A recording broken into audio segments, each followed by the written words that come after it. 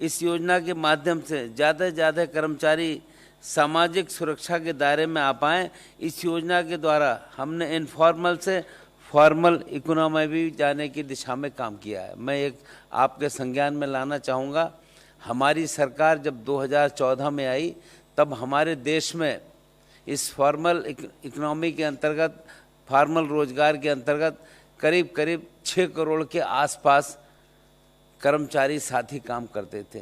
पर आज मुझको आपको बताते हुए अच्छा भी लग रहा है, इस सब के बाद भी इस समय आज इस फॉर्मल इकोनॉमी के अंतर्गत ऑर्गेनाइज्ड मजदूरों की संख्या 10 करोड़ के आसपास है। ये सीधा इस बात को प्रदर्शित करता है कि हमारी सरकार कैसे और किस रूप पे काम कर रही है। इस योजना के तहत हमने उन कर्मचारियों को चुना है जिनका मासिक वेतन 15,000 रुपये से कम है, और योजना के माध्यम से हम एक गरीब कल्याण के प्रति अपनी प्रतिबद्धता भी बताने का काम करते हैं। और ये योजना उन सब पर लागू होगी जो 1 अक्टूबर 2020 से 30 जून 2021 तक नौकरी पर रखे जाएंगे, क्योंकि मार्च के बाद से लेकर बताया जाता है बहुत सारे लोग निकाल दिए गए, वो भी अब अगर रखे जाएंगे तो उनको रखा जाएगा। और इसमें एक खास बात यह है, इनका 24% अंश यानी 12 नियोक्ता का और 12 श्रमिक का ये सारा का सारा EPF अंशदान देगी। और ये उन सब कर्मचारी में होगा जिस संस्थान में 1000 तक कर्मचारी कार्यरत हैं। 1000 तक के सारे कर्मचारियों का 24% अंश भारत सरकार 2 साल तक देने का काम करेगी, और जहां पर 1000 से ज़्यादा हैं वहाँ पर इस अंश में कुछ कमी हो जाएगी, केवल 12% अंश एम्प्लॉइज़ का दिया जाएगा। मित्रों, ये 2 वर्ष तक के लिए दिया जाएगा। सरकार कोविड के दौरान जिन लोगों की नौकरियां छूटी हैं उनके प्रति बहुत ही संवेदनशील है, और हमारा मानना है कि जिनकी नौकरी छूट गई है उन सबको हम पुनः नौकरी पर देने की बात कर रहे हैं, और नौकरी के लिए कोई उन्हें समस्या ना आए, क्योंकि हमारे पास लोग आते हैं और जब हम उनसे कहते हैं तो समझ में आता है। इसमें एक और भी हमने डायरेक्शन दिया है कि जिस संस्थान में 50 कर्मचारी तक हैं वहाँ कम से कम 2 अगर नए लोगों को नौकरी मिलती है तो उनको इस रूप में सहायता मिलेगी, और जहाँ पर 50 से अधिक हैं वहाँ कम से कम 5 साथियों को नौकरी देने का काम करना होगा। इस योजना के अंतर्गत हमने अंदाज़ा लगाया है करीब 22,810 करोड़ रुपए खर्च होगा। मित्रों, इस प्रकार आपकी जानकारी में है कि इससे पहले भी एक हमने स्कीम चालू की थी 2016 से 2019 के बीच में, रोजगार सृजन के लिए प्रोत्साहन स्कीम, वो उसको लाभ मिला और उसमें 12% अंश केंद्र सरकार द्वारा दिया जाता था। पर अब हम जो आज इस बार जो योजना दे रहे हैं वो 24 का 24% अंश केंद्र सरकार देने का काम करेगी।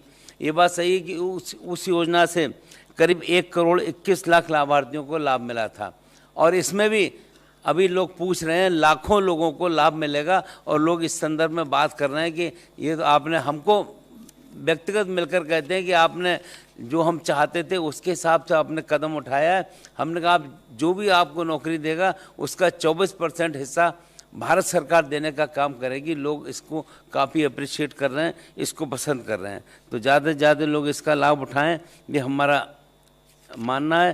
तो अब ऑर्गेनाइज सेक्टर में जैसे मैंने शुरू में कहा कि जब हमारी सरकार आई थी, आदरणीय प्रधानमंत्री जी ने देश को चलाने का काम किया था, तब 6 करोड़ के आसपास संगठित मजदूर थे, और आज ये संख्या 10 करोड़ से ज़्यादा है।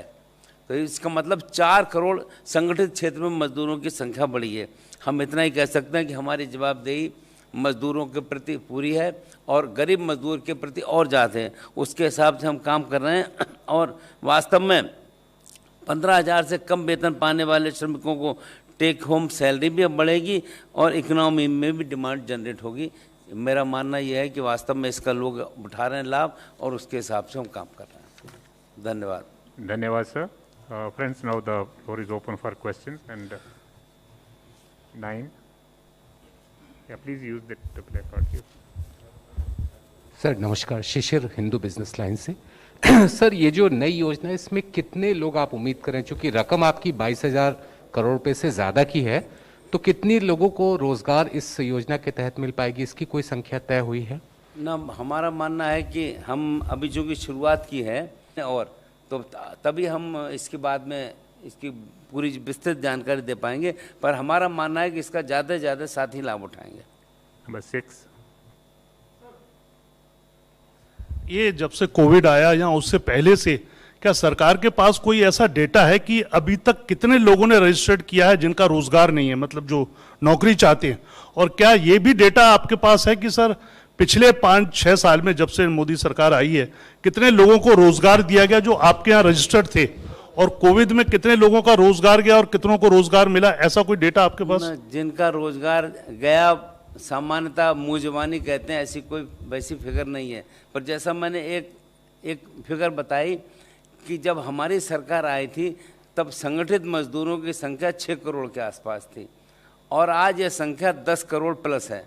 तो अंदाज़ा आप लगा सकते हैं कि क्योंकि असंगठित मजदूर तो इसके आगे हैं, 40 करोड़ हमारा मानना है और हैं, और 10 करोड़ ये। रुचि है कि सबको साथ में लेकर काम किया जाए। हम 40 करोड़ की भी चिंता कर रहे हैं इसके हिसाब से।